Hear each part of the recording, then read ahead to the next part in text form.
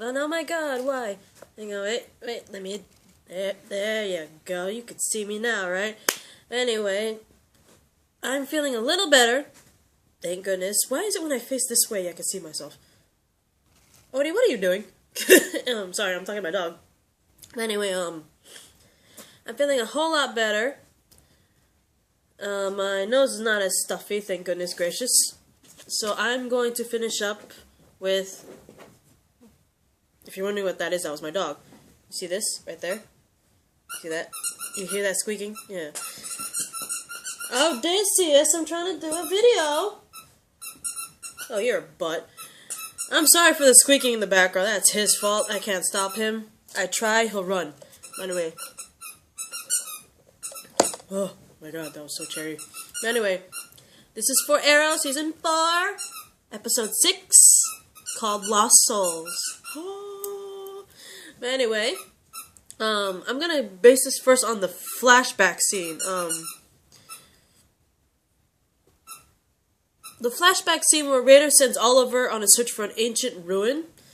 Supposedly it has a gift. It yields a gift.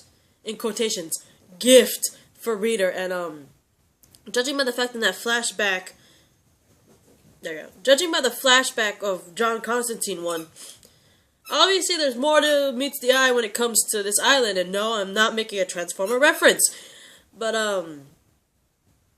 if there was magic when John Constantine went in there, what else could possibly be in there that could be so magical? I mean, yes, it's a huge island. Of course, we haven't seen everything, and I can see my dog right there.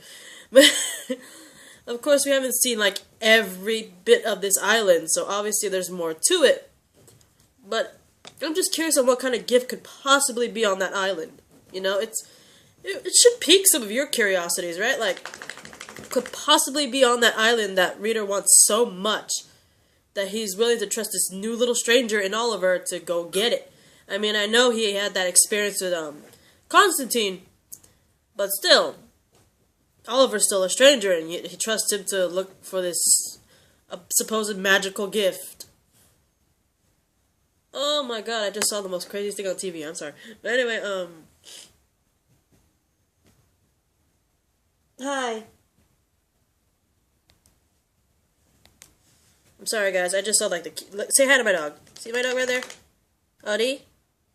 Say hi to the camera? No? Okay, goodbye. Anyway, going back to reality here, not the flashback. Basically, Oliver's, like, working on his campaign, which is good, you know, he's really getting into this whole run for mayor thing, which I'm pretty proud of Oliver for. I mean, in the past, can you imagine him doing that? And put, like, as much time and dedication as he did? I mean, the only time you actually saw him do something besides arrow work is when he first opened that club. But in the end, he ended up giving the reins to Thea, so it's good that he's getting into something and he's staying there, you know what I mean? Despite being also Green Arrow.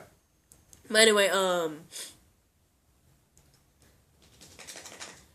Felicity, you know, she's still searching for Ray, mainly because, you know, she got that message from him saying he's alive, and with the help of Curtis Holt, hang on, wait. If you guys don't remember who Curtis Holt is, Curtis Holt in the comics is Mr. Terrific. And, hang on. If I remember correct. Oh, apparently there are two of them. Huh. Well, hello. Apparently Golden Age's Mr. Terrific was named Terry Sloan.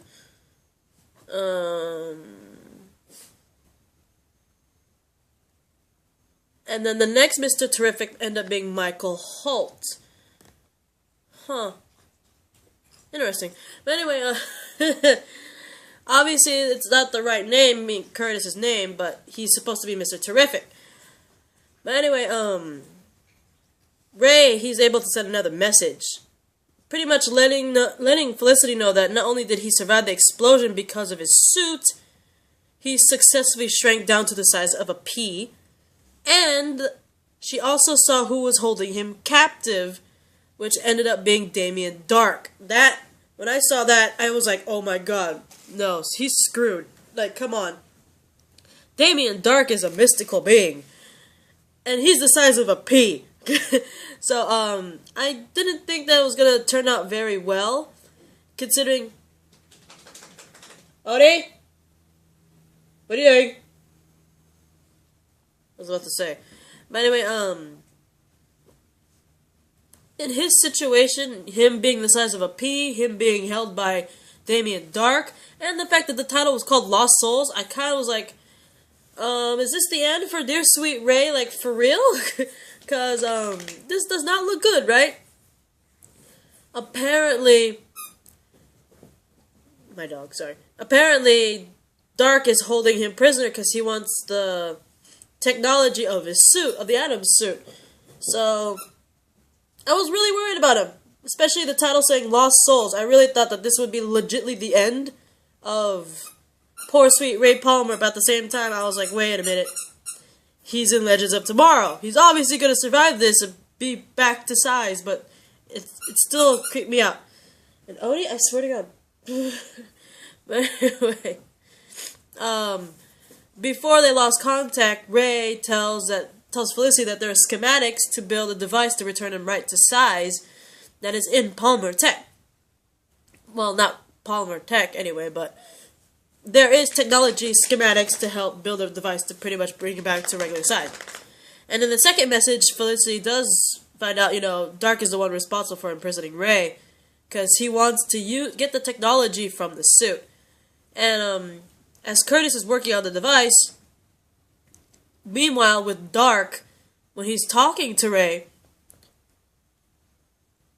Dark pretty much threatens to hurt Felicity if Ray does not give up the technology willingly. And we all know, like, Ray and Felicity, they were a thing at one point in time. He does care about her still, so he would not want Felicity, or not just Felicity, he wouldn't want any innocent lives in danger, all because of his technology. We all know that. And the fact that it's Felicity made it even, more of an ambition not to get her killed, right?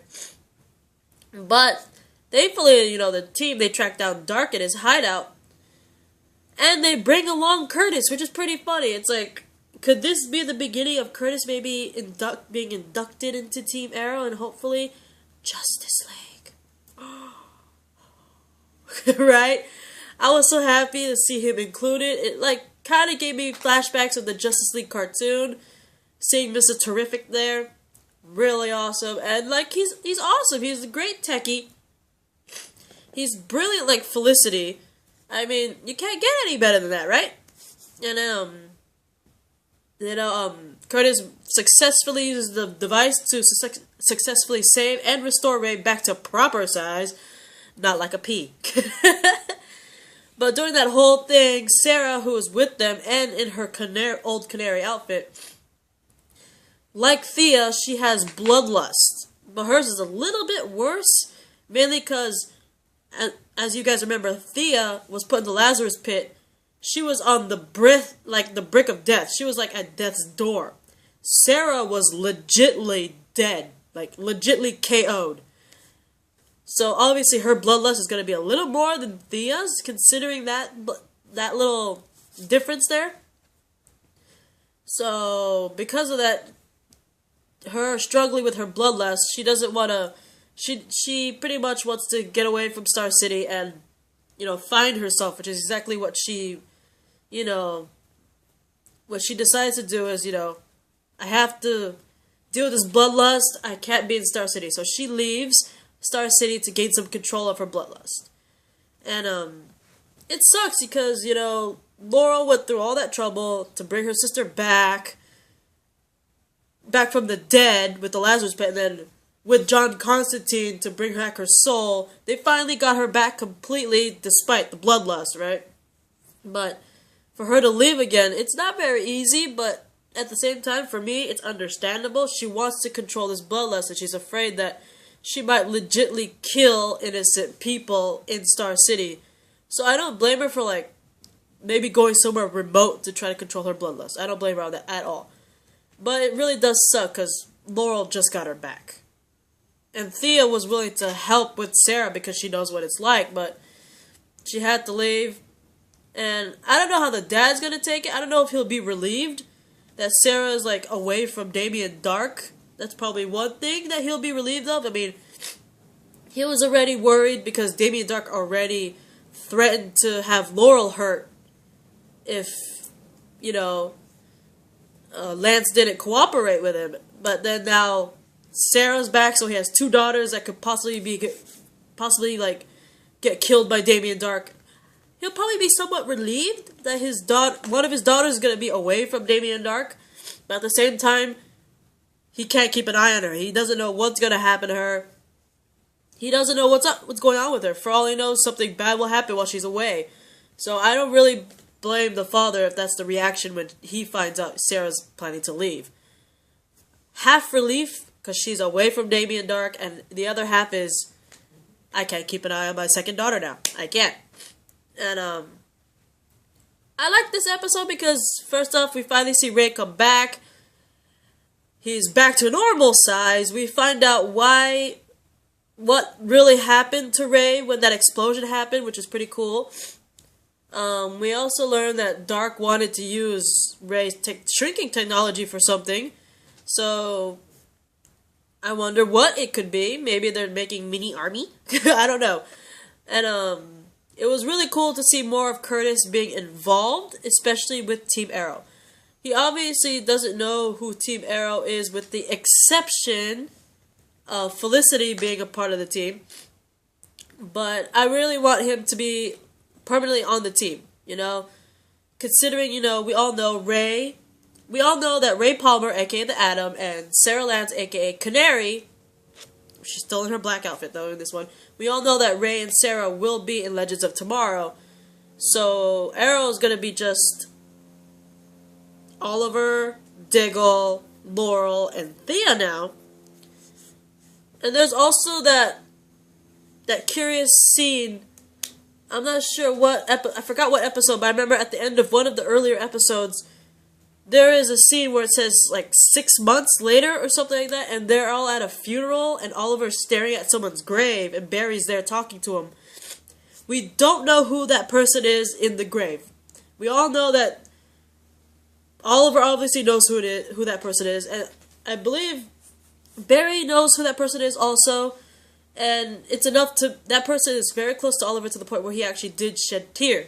And, we don't know who it is, and I'm kind of worried because, you know, Ray and Sarah obviously are going to be safe because they're going to be Legends on Tomorrow.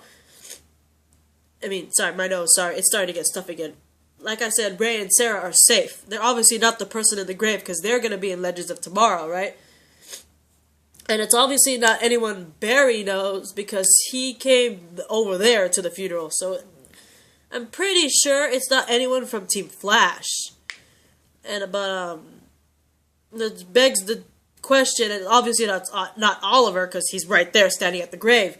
So obviously there's a possible chance of Diggle, Laurel, Thea, or even Diggle's wife. Someone that was involved with Team Arrow could be, or even Felicity, which kind of scares the crap out of me.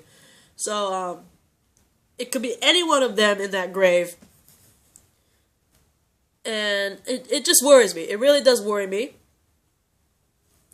But it'd be really cool if, you know, since there's only like, 4 or 5 of them on Team Arrow, and the possibility of one of them actually dying 6 months later, it'd be really interesting to have Curtis join the team and be Mr. Terrific. It would be really cool.